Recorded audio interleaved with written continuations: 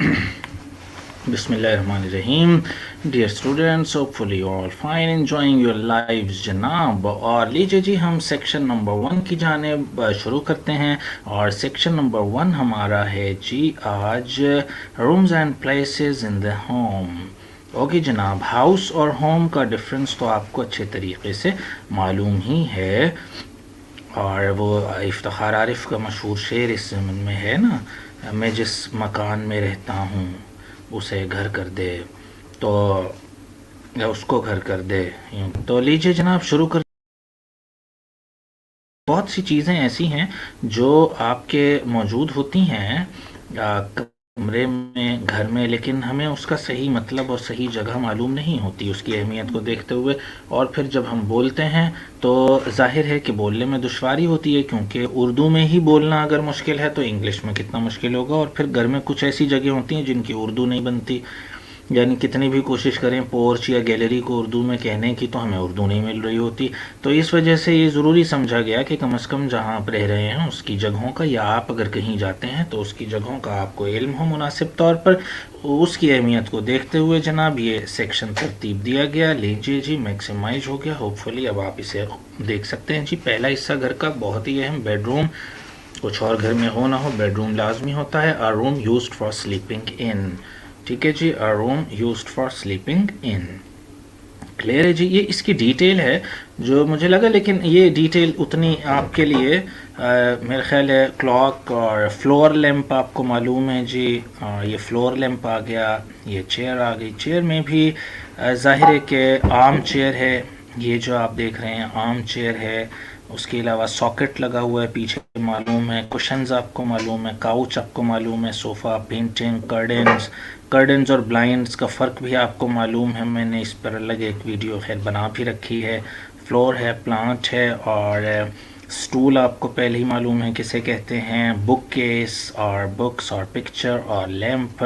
और चेयर का जो इनर है, आर्म्स हैं, वो भी आपको पहले ही मालूम है। और लीजिए जनाब, लिविंग रूम हम कहेंगे, और यूके में इसको सिटिंग रूम कहते हैं। यूनाइटेड किंगडम में, इंग्लैंड में इसी लिविंग रूम को क्या कहेंगे? सिटिंग रूम कहेंगे। याद रखिएगा, लिविंग रूम अमेरिकन्स कहते हैं। जैसे आपने बटन बटन में पढ़ा, नॉर्मा वाज और Arthur was sitting in his living room, तो वो लिविंग रूम अमेरिकन लेसन है इसलिए लिविंग रूम। वरना आप करेंगे अगर ब्रिटिश आपको पसंद है पूरी, यानी कि कहने का मकसद है आपकी जो स्किल है कोशिश ये कीजिए कि वो ब्रिटिश इंग्लिश में ही रहे अगर मुकम्मल है तो। और अगर आप अमेरिकन इंग्लिश की तरफ जा रहे हैं तो फिर मुकम्मल तौर पर वही विकेबलरी और वही स्केड्यूल बोलें, फिर कुकी बोलें और फिर लिविंग रूम बोलें। लेकिन अगर आप आदी हैं फ्लैट कहने के और आप आदी हैं बिस्किट कहने के, तो और फ्लैट और बिस्किट और क्या डिफरेंट हो सकता है शेड्यूल कहने के, तो फिर आप यूके पे ही रहिए ना, फिर आप सिटिंग रूम ही कहिए इसे, जहां आप दिन का अक्सर पेशतर हिस्सा भी गुजारते हैं और सोने के लिए भी, आराम के लिए जो कमरा आप दिन भर यूज़ करते हैं वो बेडरूम है आपका। तो the room in a house or apartment that is used for relaxing. ठीक है जी, आराम करने के लिए, एंटरटेनिंग गेस्ट्स के लिए, but not usually for eating के लिए वो नहीं होता। हाँ, अगर घर छोटा है तो हम उसको मल्टीपर्पज़ भी यूज़ कर सकते हैं जी। तो ये था जी तमाम तर बातें और उसके अराउंड अबाउट्स की सारी बातें। लिविंग रूम यानी सिटिंग रूम, अगर आप पूरा यूके बोलना चाहते हैं अंग्रेज़ी और उसी स्टाइल में उसी एक्सेंट में बोलते हैं तो फिर सिटिंग रूम बोलिए। नेक्स्ट आइए जी, हॉल। हॉल बोलेंगे ना कि हाल, उर्दू में तो हाल ही कहते हैं। Hall, the area just inside the main entrance of a house, के इनसाइड पर जो एरिया होता है अपार्टमेंट और other building which leads to other rooms, जो जहाँ से दूसरे कमरे में भी आप जा सकते हैं, and usually to the stairs. Colleges में हम जिसे अक्सर क्रश हॉल कहते हैं, क्रश हॉल ज़रा अपने कॉलेज का, अपने स्कूल का याद कीजिए कि एक हॉल है क्रश, और उससे फिर आप ऊपर जा रहे हैं सीढ़ियों पर, स्टेयर्स पर, वो अक्सर, और या फिर दूसरे किसी कमरे में आप जा सकते हैं, उसे हम हॉल कह देते हैं या क्रश हॉल कह देते हैं।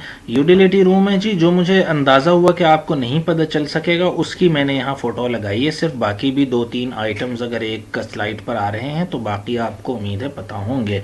यूटिलिटी रूम में usually just for washing machine, freezer, etcetera. इस तरह की चीज़ें जो वॉशिंग मशीन जो कभी कभी थोड़ा कुछ कुछ दिन बाद आपने इस्तेमाल करनी है, या कोई ऐसी चीज़ें जो कि आप बवक्त ज़रूरत वहाँ से निकाल लें और आपको लगता है कि ये इजाफ़ी हैं, फ़िलहाल घर में फ्रिज इस्तेमाल हो रहा है, फ्रीज़र की ज़रूरत तो आपको पड़ेगी जी कब, हाँ ईद उल अज़हा पर पड़ेगी वगैरह वगैरह, तो कम इस्तेमाल आप जब कोई चीज़ करेंगे वो आप कहाँ रख देंगे, यूटिलिटी रूम में।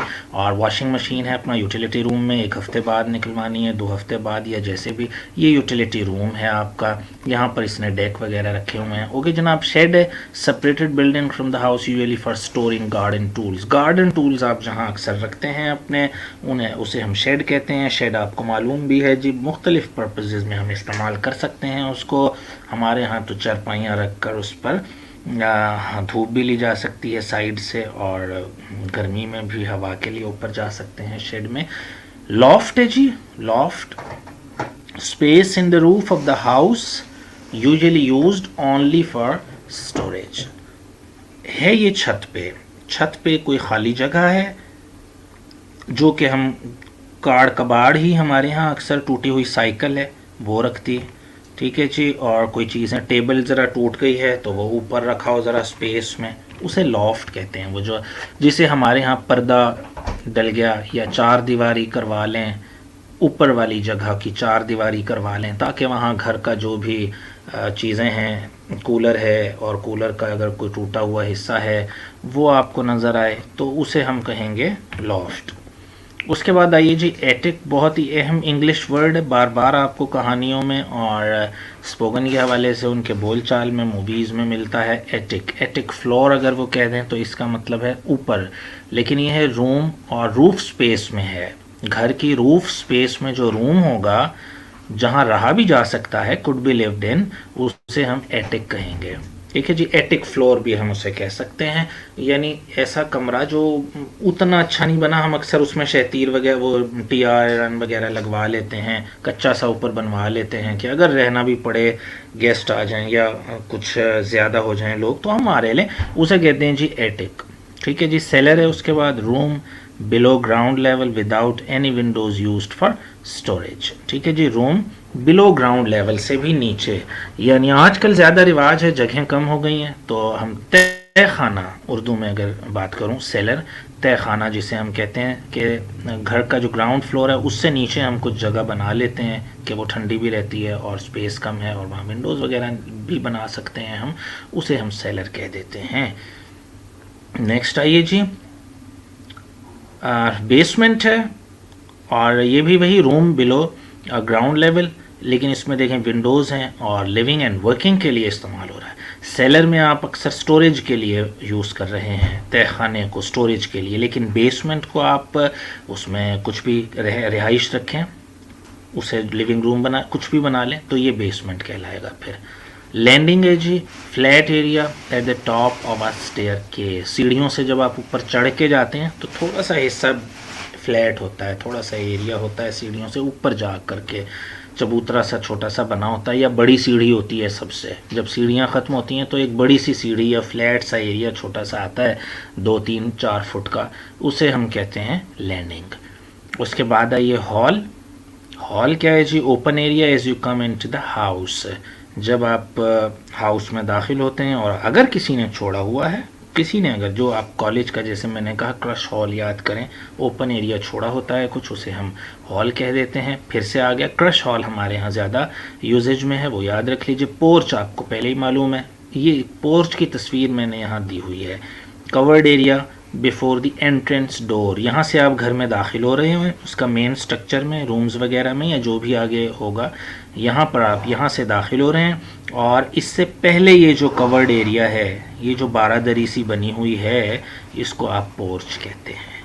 यानी घर की एंट्रेंस से पहले ये जो एरिया है, ब्लैंक कवर्ड एरिया है, ये पोर्च का एरिया है, ये डेवड़ी है, ये गैलरी टाइप की एक चीज़ है, इसे हम पोर्च कहते हैं। इनफैक्ट इससे बाहर आ जाइए तो फिर वही मतलब, अगर गार्डन है तो, या उससे बाहर जो बाकी चीज़ें हैं वो आ जाती हैं, वो भी आगे बात होगी। पेंट्री और लार्डर है जी, और large cupboard used specially in the past for storing food वगैरह के लिए पेंट्री इस्तेमाल, अब भी कॉलेज स्कूल्स में पेंट्री होती है, जहाँ वो उसके बिस्किट वगैरह जो इजाफ़ी होते हैं, बॉटल्स जो इजाफ़ी उसके क्रेट्स वगैरह होते हैं वो रख देता है, उसे पेंट्री कहते हैं। और पेंट्री हॉस्पिटल्स में तो बहुत आम है, वो चीज़ें वीज़ें रखने के लिए, फूड वगैरह या चादरें स्टोर करने के लिए पेंट्री उसे कह देते हैं। टेरेस है जी, अपेशियो है। तो ये जो आपको तस्वीर यहाँ नज़र आ रही है, ये है टेरेस की, पेशियो की तस्वीर है। तो इसमें देखें जी क्या है, ये पेव्ड एरिया है बिटवीन दी हाउस के दरमियान एंड गार्डन के दरमियान। हाउस, ये गार्डन आपको राइट साइड पे, एक्सट्रीम राइट पे नज़र आ रहा है, और लेफ़्ट पे घर शुरू हो रहा है यहाँ से। तो इसके दरमियानी जो ये बीच में सिटिंग एरिया है, ईटिंग भी यहाँ बैठ के खाया भी जा सकता है, यहाँ बेड अभी होटल्स में आपने अक्सर बहुत ज़्यादा देखा होगा। इसे हम पेशियो कहते हैं, टेरेस कहते हैं। जो मेन जो बिल्डिंग है मकान की, और अगर गार्डन है उसके दरमियान छोटी सी जगह बैठने के लिए, खूबसूरत व्यू के लिए टेबल वगैरह रखी जाती है, खाना भी वहाँ बैठ के खाया जा सकता है, कैफे टाइप सा बन जाता है, उसे हम टेरेस या पेशियो कहते हैं। नेक्स्ट जी स्टडी, स्टडी रूम को कहते हैं स्टडी, स्टडी ही मुस्तामिल है, मिस्टर चिपिंग में आप में से काफ़ियों ने पढ़ रखा है स्टडी। तो ये are room for reading, writing और स्टडीइंग इन, पढ़ने लिखने के लिए जो हम कमरा इस्तेमाल करते हैं या मुताले के लिए, उसे हम स्टडी कहते हैं। सिर्फ स्टडी रूम के बजाय आप कहेंगे study, I am in my study, यानी स्टडी रूम कहना ज़रूरी नहीं है, मीन स्टडी रूम ही है ये स्टडी जो है। होपफुली जी पेंट्री, टेरेस, स्टडी क्लियर है। नेक्स्ट आइए बालकनी कहेंगे जी इससे। बालकनी, ये मैंने बालकनी की यहाँ फ़ोटो लगा दी है, ये बालकनी आपको नज़र आ रही है, और ये बालकनी है an area with a wall और bars around it that is joint to the outside wall of a building on an upper level. Clear हो गया जी, मेरा ख्याल है कि बार्स वगैरह लगा दी हैं यहाँ पे, ये बार्स लगी हुई हैं, जंगला सा है, और घर के बाहर बालकनी सी बना दी ताकि आप अपर लेवल पर, ताकि बाहर का अगर सीन अच्छा है तो आप वो भी देख सकें, ग्राउंड है बाहर कोई, उसका नज़ारा कर सकें ऊपर आके छोटी सी इस जगह पे। तो होटल्स वगैरह में, हॉस्टल्स में होती ही है ये बालकनी, और इसका मालूम भी है आपको गालिबन जी। तो होपफुली जी आपको सेशन ये जो है, और अभी तक सेक्शन 1 जो हम कर चुके, इसके बारे में राय ज़रूर अपनी दीजिएगा जी, कि इस तरह का सेक्शन अगर ऐड किया जाता है तो वो कैसा आपको लगता है। आइए जनाब आगे चलते हैं अपने सेक्शन नंबर 2 की जानिब, इसको करते हैं बड़ा। और लीजिए जी इसमें क्या है, मुझे रज़ाई चाहिए, बैटरी ख़त्म होने वाली है, ये तो जान जोखों का काम है। उर्दू टू इंग्लिश पर हैं हम, तो जी बताइए, तुमने बच्चे को ख़राब कर दिया, और चलें जी ये पहले आ गया तो इसी की बात कर लेते हैं। ख़राब कर दिया नहीं, ये लिखी है इंग्लिश, तुम बच्चे को ख़राब कर रहे हो, you are spoiling the child, you are spoiling the child, you are spoiling the child, तुमने बच्चे को ख़राब कर दिया है। अगर आप इसकी बनाना चाहते हैं तो फिर बनेगी यू हैव स्पॉइल्ड, ठीक है जी, you have spoiled the child, you have spoiled the child. Next जी लेट्स सी जी, सुधर जाओ, सुधर जाओ, mind your ways, mind your ways, सुधर जाओ की इंग्लिश क्या करेंगे, माइंड योर वेज। नेक्स्ट जी बैटरी ख़त्म होने वाली है, the battery is about to run out, the battery is about to run out, the battery is about to run out, battery ख़त्म होने वाली है, the battery is about to run out. अब ये कहेंगे आप अपने दोस्तों से, the battery is about to run out. Next, it's an uphill task, ये तो जान जोखों का काम है, बहुत मुश्किल काम है, इट्स एन अपहिल टास्क, ये ऐसे बोलेंगे। और अगर ब्रिटिश में बोलेंगे तो इट्स एन अपहिल टास्क, पूरे अलिफ खड़ा करके बोलेंगे ये का, इट्स एन अपहिल टास्क, ये तो जान जोखों का काम है, it's an uphill task. Next जी, मुझे रज़ाई चाहिए, रज़ाई को कहते हैं जी quilt, quilt, quilt, I need a quilt, मुझे रज़ाई चाहिए, आई नीड अ क्विल्ट, मुझे कंबल चाहिए, आई need a blanket, I need a blanket, I need a quilt, I need a cover, चादर वगैरह कुछ और चाहिए, आई नीड अ कवर। ओके जनाब, ये था हमारा सेक्शन 2, होपफुली जल्दी ही कर लिया होगा। सुधर जाओ, Mind your ways. Mind your ways. Let's move to the section number 3 जी। होपफुली जी आप साथ साथ चल रहे हैं चीज़ों के। और जो हमारी पिछली एक्टिविटी थी उसमें जिन लोगों ने होम असाइनमेंट के तौर पर बहुत बेहतर काम किया और जिनको मैं वाकई अप्रूव करता हूँ, उसमें हमारी एक स्टूडेंट हैं BS4 की जवेरिया, उन्होंने। और दूसरा मैं अगर आपको और दिलावर हैं हमारे स्टूडेंट, उन्होंने इस पर काम किया और यू विल फील कि जो मुझे लगा कि उन्होंने उस पर बहुत अच्छे से काम किया। अगर आप सुन सकते हैं तो सुनिए जी, जो कल का इमेज था उस पर बात। आप मुझे बताइए क्या आवाज़ आ रही है?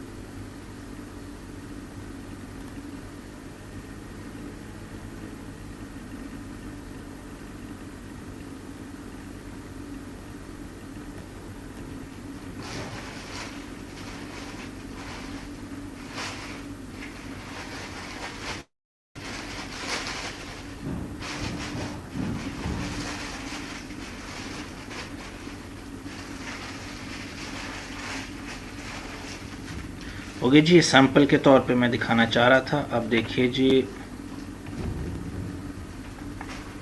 एक जो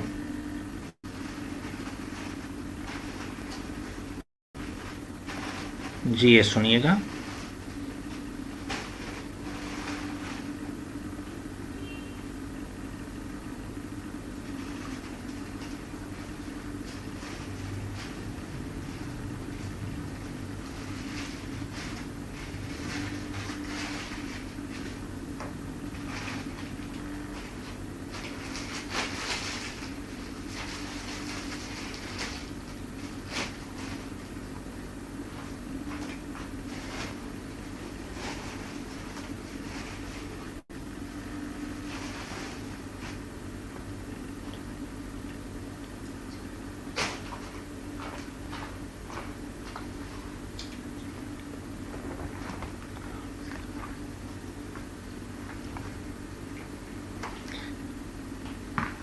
ये दो जो थे वो अच्छे लगे, और ये जो दूसरा है ये इसलिए बेटर मैं बताता हूँ क्यों है।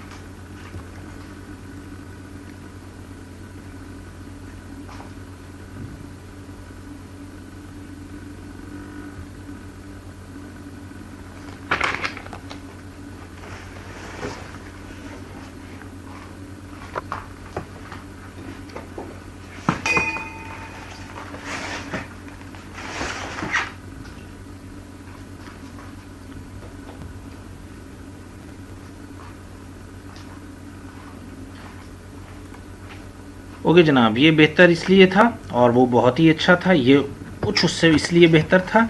ये दो थे जी बेस्ट आज के सिलेक्शन में। ये इसलिए कुछ बेहतर था क्योंकि इन्होंने कैरेक्टर को नाम दिया है बाकायदा। आप समझ रहे हैं ना, आप रोज़ाना कुछ सीखने के लिए बैठे हैं, तो ये इसलिए बेहतर था कि इसमें उन्होंने कैरेक्टर को बाकायदा जो उसमें नज़र आ रहा है उसको नाम दिया गया है, और हर चीज़ जो है वो उसमें दिखाई गई है। ठीक है ना। मैं आवाज़ की बात कर रहा था जी अभी तक, आप उस पर चले गए गालिबन। मैंने तो व्हाट्सएप पे आवाज़ की हुई थी वो सुनवाने के लिए आपको। एनीवेज जी आगे आइए कि नेक्स्ट है जी हमारा ये सेक्शन जी आज का। और ये देखें जी, फॉर्मल सिचुएशन में आप कैसे बोलेंगे, इनफॉर्मल में वही चीज़ कैसे बोलेंगे। We note that you have not, इस तरह बोलेंगे। इनफॉर्मल में यू हैवंट, मतलब you haven't studied yet, you haven't studied today, you haven't come to me, और you haven't done your work, ऐसे कहेंगे। और you haven't done your work को अगर आपने फॉर्मली कहना है, we note that you have not done, इस तरह पूरा है, नॉट पूरा बोलेंगे। इसी तरह फॉर्मल पे आइए, we would like to go there, we would like to go there ऐसे बोलेंगे। देखें वुड भी पूरा लिखा हुआ है, we would like to go there. और अगर आप इनफॉर्मल बोलेंगे तो we want to go there, बस इतना कहते हैं, बल्कि वी वाना गो देयर, इतना भी काफ़ी है, we wanna go there. Clear है ना ये बात? वी वाना गो देयर कर लें just. We would like to formal situation में किसी बड़े को कहना है, वालिद साहब को कह रहे हैं, we would like to go to park, we would go to like to cinema, cinema बोलेंगे cinema, we would like to go to cinema. अगर छोटे से भाई से कह रहे हैं we wanna go to cinema, ऐसे बोलेंगे we wanna go to cinema. Would you like me, formal situation में would you like me to, would you like me to give a watch please, would you like me to give a glass of water, ऐसे बोलेंगे। और informal में क्या कहेंगे, shall I have a glass of water, shall I have a wrist watch, ये informal में बोलेंगे। और फॉर्मल में कहेंगे to consider it right we would go on, और इनफॉर्मल में बोलेंगे to think about it, to think about it whether to go or not, ऐसे कोई बनाएंगे structure. to consider formal, to think informal, to distinguish formal, to tell the difference informal। Class situation में भी हम चूँकि उसका तो फ़र्क करते नहीं हैं, हम बोल ही लें तो गनीमत समझते हैं, तो क्लासरूम में हम इस्तेमाल तो टीचर्स के सामने प्रोफेसर्स के यही करते हैं, to tell the difference I should say this and that. कहना क्या चाहिए, बेहतर क्या है, to distinguish I may present this and that, to distinguish this fact I may say this one और दैट वन, जो भी आपने कहना हो वो कहिए। फॉर्मल सिचुएशन में कहिए this demonstrates this and that, और इनफॉर्मल में दिस शोज़ दैट। अच्छा, उर्दू में आप ऑटोमेटिकली ये कर रहे होते हैं, उर्दू में ऑटोमेटिकली कोई ज़रूरत सोचने की आपको नहीं पड़ती, मतलब मैं बताना चाहती हूँ, मैं ये कहना चाहती हूँ वगैरह वगैरह फॉर्मल में कहते हैं आप, और इनफॉर्मल में आप क्या कहते हैं, मेरा ख्याल है कि ऐसे बोल देते हैं, मेरा ख्याल है कि, आई थिंक। जबकि उसमें मैं ये समझती हूँ कि अगर आप ज़रा फॉर्मल कोई टॉक कर रहे हैं तो मैं ये समझती हूँ टू कंसीडर वगैरह वगैरह इस्तेमाल करेंगे। नेक्स्ट आइए जी, we are in receipt of, we are in receipt of your letter like that. और अगर informal we have received your letter, इस तरह कर लेंगे। यानी we are in receipt of watch, कि हमें उस वॉच की रसीद, यानी हमारे पास सबूत है कि हमें वॉच मिल गई, इस तरह बात करेंगे। सिंपली बोलना है तो वी हैव रिसीव्ड। उसके बाद है जी revision should be done, formal है। फॉर्मल में एक मैं आपको नुक्ता बता दूं, ट्रिक बता दूं, फॉर्मल में अगर इस तरह का कोई स्ट्रक्चर है या कोई एप्लीकेशन वगैरह आप लिख रहे हैं तो याद रखिए कि ज़्यादा बेहतर है कि आप पैसिव वॉइस यूज़ करें। क्लियर है जी, पैसिव वॉइस यूज़ करें अदब व आदाब के लिए।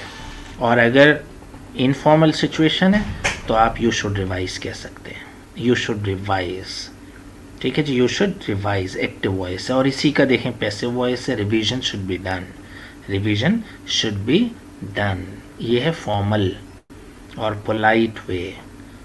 This will be of great benefit to you, this will be of great benefit to you, तकरीबन पैसिव वॉइस है। It will do you good, active voice है, it will do you good, ये आपके लिए अच्छा है, it will do you good, ठीक है। और इसी को कहना है आपने, this will be of great benefit to you, इस तरीके से कहेंगे जी। तो लीजिए जनाब नेक्स्ट पे चलते हैं। होपफुली ये बहुत ही अहम है आपके क्लासरूम सिचुएशन और आपकी जो डोमेस्टिक सिचुएशन है उसका डिफरेंस है, आपके जो दोस्तों में डिफरेंस है बोलचाल का, और जो आपके सीनियर्स में आपकी बोलचाल है उसमें ये फ़र्क कहीं कहीं मैं कभी कभी हफ्ते बाद याद दिला देता हूँ कि लेवल्स हैं लैंग्वेज के, फॉर्मल, इनफॉर्मल, न्यूट्रल, ठीक है, ये तीन ही कर लें तो बहुत है। आइए जनाब jump to the section number 4 जी, और सेक्शन नंबर 4 में देखते हैं जी कि क्या है। और अभी तक जनाब हमारे पास वॉइस इज़ क्लियर और everything is going clear. Signals का आपके विलेज में ज़ैनब नवाज़ है प्रॉब्लम, तो कोई बात नहीं जी, अभी ठीक हो जाता है। और no voice Sana Baig was saying. अच्छा, मेरी आवाज़ सिर्फ आपने सुनी और जो मैं सुनवा रहा था आपको वो आवाज़ आपको नहीं आ सकी। इनफैक्ट मैं चुप इसीलिए हुआ था कि आप वो आवाज़ सुन लें। बहरहाल आपने वो नहीं सुनी, तो एनीवेज कोई बात नहीं जी। नेक्स्ट। अच्छा जनाब, आइए जी नेक्स्ट पे चलते हैं जनाब। इसको इतना क्लोज़अप क्यों नहीं किया था मैंने, अब मेरा ख्याल है ज़्यादा बेहतर आप देख पाएंगे। तो लीजिए जी हम अपने अगले सेक्शन की तरफ move on. Rise and shine जी, बजाय इसके कि राइज अप कहें या वेक अप कहें तो आप कहेंगे oh my son rise and shine. उठाने के लिए ही कहेंगे, वेक अप के लिए ही कहेंगे, लेकिन क्या कहेंगे, oh my son rise and shine. ये अच्छा लगता है ज़रा, my daughter rise and shine, चलो जल्दी से खड़े हो जाओ, अब सुबह हो गई है। और अच्छी अच्छी बड़े प्यारे प्यारे एक्सप्रेशंस भी हैं मेरे पास, अगर आप चाहें तो। सुबह किसी को उठाना है, कहना है भैया उठ जाओ, या कॉल पे उठाते हैं तो ये ऐसा भी तो कह सकते हैं, oh dear it's tomorrow, it's tomorrow. यानी आप सोए थे कल तो 10 बजे, 11 बजे, 12 बजे, तो इट्स टुमारो नाउ, यानी भाई उठिए अब सुबह हो गई है। तो राइज एंड शाइन ऐसे कह सकते हैं, या कहते हैं कि your alarm forgot to go off, बजना भूल गया तुम्हारा अलार्म। इस तरह के एक्सप्रेशन, ज़रा थोड़ा सा क्रिएटिविटी ये, लेकिन ये अगले स्टेप एडवांस लेवल पर हम करवाते हैं कि एडवांस लेवल की जो लैंग्वेज है वो इस तरह हो सकती है। बाकी अगर ये भी याद रह जाए तो ये अब सफिशेंट, मोर देन सफिशेंट जी। समथिंग टेल्स मी जी, समथिंग टेल्स मी का मतलब है कि मुझे लगता है, यानी किसी पर शक हो ना आपको तो आप कहेंगे यानी मेरी छठी हिस्स कहती है। चलें अब ये सही एक्सप्रेशन अगर उसका आप करें, मेरी छठी हिस्स मुझे ये कहती है कि तुम्हारा उसके साथ कुछ है, तो आप कहेंगे something tells me that you are engaged with a, ऐसे कह लें, या something tells me that you have some affair nowadays, ऐसे कुछ कहते हैं। या कहते हैं something tells me that you are undergoing some affair nowadays, मुझे मत शक है, समथिंग टेल्स मी, मुझे मेरी छठी हिस्स कहती है, मेरा ये ख्याल है, इस तरह कहेंगे। ठीक है जी, नेक्स्ट आइए। Out of my site, out of my site, भाई मुझसे दूर चले जाओ, मेरी नज़रों से दूर हो जा, वो है ये expression. Out of my sight, I am pretty angry on you. Out of my sight, मेरी नज़रों से दूर हो जाओ, out of my sight. Rise and आ गया, आउट ऑफ माई साइट आ गया। और शार्प, इसके हम पहले भी एक्सप्रेशंस कुछ कर चुके हैं, इडियोमेटिक एक्सप्रेशंस, और किसी को याद है तो जल्दी से लिखें ना, फिर देर क्यों कर रहे हैं। कोई और एक्सप्रेशन इस तरह अगर याद आ रहा है, जल्दी करो, इसका मतलब है जी लुक शार्प। लुक शार्प मतलब शेक योर लेग, और कोई याद आ रहा है, शेक योर लेग, जल्दी करो। लुक शार्प, जल्दी करो, तेज़ी दिखाओ।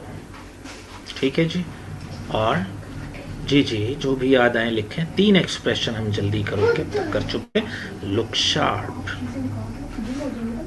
नेक्स्ट जी, now we are sunk, now we are sunk, अब हम गए, वी आर संक, गए, अब तो गए, अब मारे गए। नाउ वी आर संक, अब तो बर्बाद हो गए, अब डूब गए, अब गए हम, तो क्या कहेंगे, नाउ वी आर संक। तो ये सिर्फ 5 एक्सप्रेशन जी, rise and shine, something tells me, out of my sight, look sharp, now we are sunk.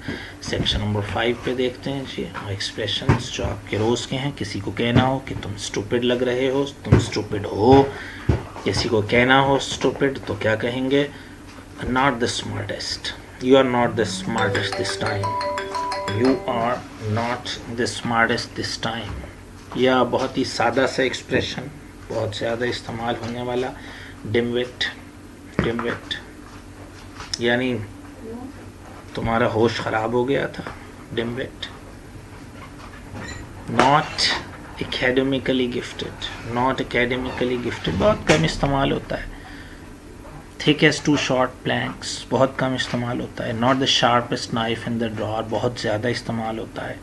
Not the sharpest knife in the drawer, ये जो तुमने हरकत की है ये कोई जैसे पहले तुम करते हो उसके मुताबिक नहीं थी। Not the sharpest knife in the drawer. A few bricks short of a full load कम इस्तेमाल होता है। नॉट ऑल देयर बहुत अहम एक्सप्रेशन है, नॉट ऑल देयर, तुम होश में नहीं थे, नॉट ऑल देयर, तुम पूरे होश में नहीं थे वहाँ मौजूद। Not all there, a total airhead, तुक्का, अ टोटल एयर हेड, मुकम्मल तुक्का मारा है तुमने, स्टूपिडिटी, नॉनसेंस किया है। अ बिट डेंस, यानी शार्प है ना, शार्प का उलट है डेंस। अ बिट शार्प यानी तुमने बड़ी अक्लमंदी का काम किया। यहाँ है अ बिट डेंस, स्टूपिड काम किया। अ बिट थिक, वही शार्प का उलट है, डेंस भी थिक भी। अ बिट थिक, मोटा दिमाग है तुम्हारा। अ बिट थिक, मोटे दिमाग वाले को क्या कहेंगे, अ बिट थिक। ओके जनाब, नेक्स्ट हमारा लास्ट सेगमेंट आ गया है जी, होम असाइनमेंट का। और ये है जी, इसको इमेज ले लें, कैप्चर कर लें या बाद में देख लेगा, जैसे आपको आसानी हो कर लें जी। ये आपका क्रिएटिव राइटिंग का है, इसको देख लीजिए जी। क्लियर है? Hopefully the thing is clear.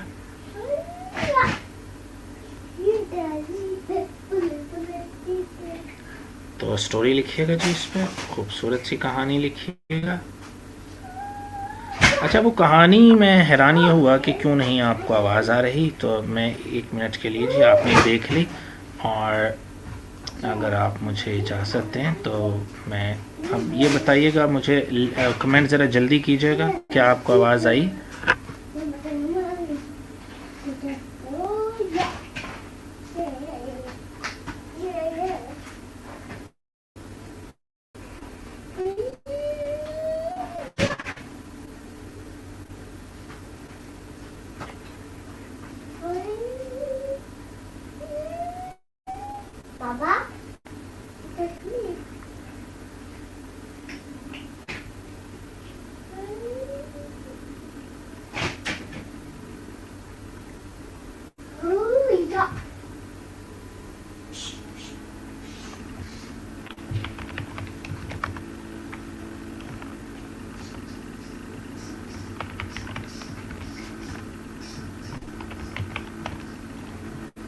Okay जनाब, तो मैंने सोचा शायद आवाज़ आ रही है, तो आवाज़ अगर नहीं आ रही है आपको, तो मैं सुनवाना चाह रहा था। बहरहाल व्हाट्सएप ग्रुप में मैं शेयर कर दूंगा आपको, वहाँ वो सुन लीजिएगा जी। Thank you so much, will be meeting tomorrow इंशाल्लाह। और टुमारो कहाँ ये है कि गैप भी 1 दिन का आ सकता है, 2 दिन का गैप आ सकता है, लेकिन मेरी कोशिश होगी कि ना आए। और उसमें यकीनन आप इसे रिवाइज़ करके रखेंगे पहले से, और मुझे बताएंगे कि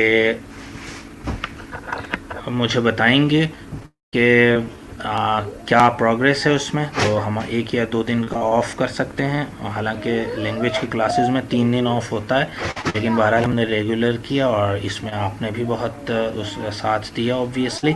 तो अभी कुछ हम गैप डालना चाह रहे हैं, 2 से 3 दिन का। मेरा एक विज़िट है कराची का, तो as soon as I come back तो विल ज्वाइन अगेन। लेकिन उसी दौरान में अगर कुछ और काम हम करके तो वो भी जारी रखेंगे। ओके जी, thank you so much, will be meeting इंशाल्लाह आफ्टर 1 और 2 डेज़, या फिर हो सकता है कि हम कल ही मिल लें और कल ही मैं ऑनलाइन सेशन कर लूँ। थैंक यू सो मच जी, अल्लाह हाफिज़।